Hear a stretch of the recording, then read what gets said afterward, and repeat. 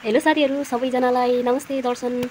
म चाहिँ धेरै दिनपछि धेरै महिनापछि भनौँ न 2 महिनापछि चाहिँ यो भ्लग हजुरहरूको माझमा ल्याएर आएको छु र हाम्रो पढाइ सकिएर इक्जाम सकियो र एउटा इक्जाम बाँकी नै थियो सोसल सिटिपिटीको र त्यो इक्जाम हुने बेला चाहिँ अब जेनजीको आन्दोलन भयो। त्यसपछि अब सर्वप्रथम पहिला चाहिँ सोसल मिडिया बन्द भइसकेपछि जेनजीको आन्दोलन भएको हो र त्यो भइसकेपछि हाम्रो इक्जाम पनि क्यान्सल भयो। क्यान्सल भइसकेपछि अब हामीले सिटिपिटीको रुटिनको वेटमा थियौँ र त्यो रुटिन पनि क्यान्सल भइसकेपछि हाम्रो कार्तिक 11 गतेपछि नै रुटिन आउँछ, त्यसपछि थाहा हुन्छ भन्ने भयो र हाम्रो कलेज पनि बिदा भयो। अब काठमाडौँमा बसेर पनि के गर्नु भनेर चाहिँ अब घर जाने भन्ने प्लानिङ भयो। अब घर जाने भनेर प्लानिङ गरिसकेपछि म चाहिँ 1 गते असोजको 1 गते म चितवन आएँ र चितवनबाट हाम्रो टिकट चाहिँ 2 गतेको थियो। 2 गतेको टिकट चाहिँ उसको नानीको इक्जामको कारणले चाहिँ नानीको र मेरो चाहिँ त्यहाँ त्यो रुटिन चाहिँ क्यान्सल के अरे टिकट चाहिँ क्यान्सल भयो। त्यसपछि टिकट क्यान्सल भइसकेपछि अब नानीको र मेरो चाहिँ 8 गतेको सार्दिनु भयो र भाउजू बाबुहरू सबै जानुभयो लङ्की घर। अनि अब चाहिँ हामी नानीको इक्जाम हिजो भयो र आज हामी घर जाने तयारीमा छौँ। हाम्रो चाहिँ साँझको 6 बजेको टिकट छ बस छ र त्यसपछि चाहिँ अहिले हामी चाहिँ अब खाजा रेडी भइसकेको छ र खाजा हामी यहीँ रुमबाटै आफ्नै रुममै बनाएको खाजाहरू खाएर अनि त्यसपछि निस्किनेछौँ।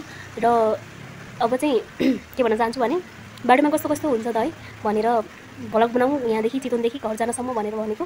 तर अलि गाडीमा जाँदाखेरि अलि मलाई गाह्रो फिल हुन्छ, त्यही भएर चाहिँ कतै कतै सजिलो भएको बेलामा चाहिँ म भिडियोहरू बनाउने छु भन्ने आश गरेर चाहिँ म बनाउँदैछु भ्लग। कृपया कस्तो हुन्छ हेरिदिनु होला। अहिलेको लागि चाहिँ यति नै, अब पछि जाने बेला चाहिँ बनाउनु पर्ला, हेर्दै गर्नु होला। सो हामी चाहिँ रुमबाट निस्किसक्यौँ, यता आयो भने त्यो बालेर हतार हतार भएर रुमबाट निस्क्यौँ। यहाँ चाहिँ यो के भन्छ यो चितवनको सागबारी सागबारी अनि यहाँ चाहिँ चितवनमा चाहिँ कस्तो कस्तो पसलहरू हुन्छ भनेर हामी चाहिँ अटोबाट जाँदैछौँ हो गाडीमा चढ्नलाई। अनि घरबाट निस्किने बेला एकदम हतार भयो, त्यही भएर चाहिँ छिटो छिटो गरेर अब गाडी यसमा अटोमै बनाउनु पऱ्यो क्या। यहाँ यत्रो सामानहरू ल्याउनुलाई हतार हतार जस अब गाडीमा कस्तो हुन्छ यात्रा हेर्दै गर्नु होला। यो चाहिँ चितवनको बजार हो, चितवनको बजार यो के भन्छ यो कुन नारायण घाट हो कि के हो, यो कुन बजार हो? भिरकुटी पथ नारायण घाट, भिरकुटी पथ नारायण घाट रहेछ यो बजारको नाम। यस्तो छ यहाँ चाहिँ अलिअलि जाम हुँदो रहेछ, त्यस्तो काठमाडौँको जस्तो चाहिँ हुँदैन बसेपछि। यहाँ चाहिँ यस्तो छ।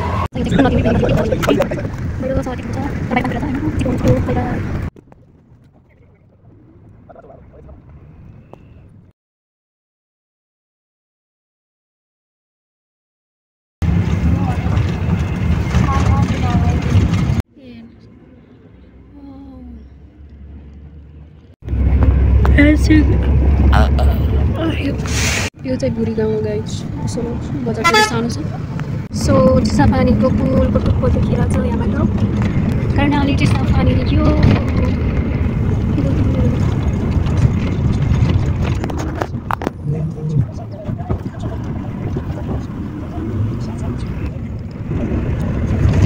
सो फाइनली हामी चाहिँ चिसापानीको के अरे पुलमा आइसकेको यो चिसापानीको बजारको पारिदेखि र यो चाहिँ कर्णाली पुल अनि कर्णाली नदी है चाहिँ छिटो यो चाहिँ कर्णाली नदी चिसापानीको बजार भन्दै कर्णालीको चिसापानी हो, सुदूरपश्चिम चिसापानी पूर्व पश्चिम पूर्वको पश्चिमको यो चाहिँ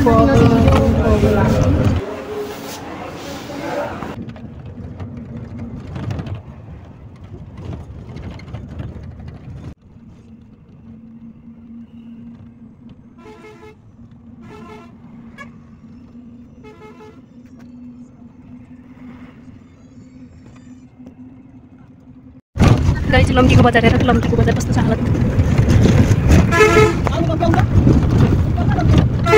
लम्कीको यो चोकमा यो को नितेश, तिम्रो नाम के अरे? नितेश के बुढा हो। सो हामी चाहिँ फाइनली हाम्रो होटेलमा पुगिसक्यो। घर चाहिँ माथि छ, मम्मी बुवाहरू यहाँ बस्नुहुन्छ, त्यही भएर चाहिँ हामी यहीँ बस्छ यहाँ छु। हो यिनीहरू पाहुना आइसक्यो मान्छेहरू, यहीँ हो यिनीहरूको बस्ने। को यो खुली गर अनि त्यहाँ